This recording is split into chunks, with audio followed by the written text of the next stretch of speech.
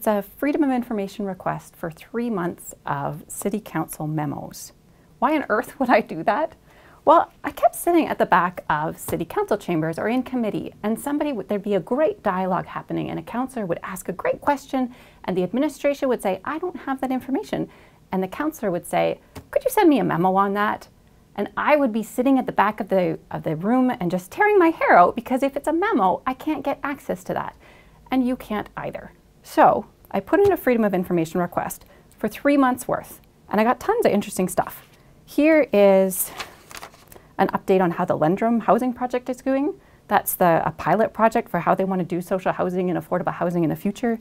Here's a really just comprehensive plain language update on the transit strategy. Here's, again and again, they get all of these notices about people asking for permits to demolish heritage buildings. Here's the Enterprise Land Development Annual Report. I hadn't seen that. Came in a memo. Here's a list of all of the arterial road widening projects that need to be done and in order in which they think they should be done. So if you're driving on some kind of congested road and you want to know when they might get to it, it's in a memo.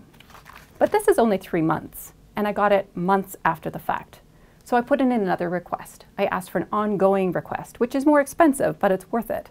And it's paid off. Now the city clerk says she will make a public repository for all the council memos, and you too can go through all of the information.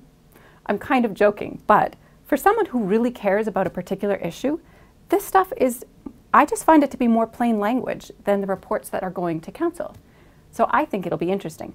But I wanted to check with someone else as well. So I talked to Rob Shields at the University of Alberta. His take on it was the city is often really good at telling us why they want to do something and why it's a good idea. But sometimes you want a little bit more of the back and forth and an understanding of how they reach that conclusion and what the trade-offs are. So if this helps lift the curtain a little, that's a great thing.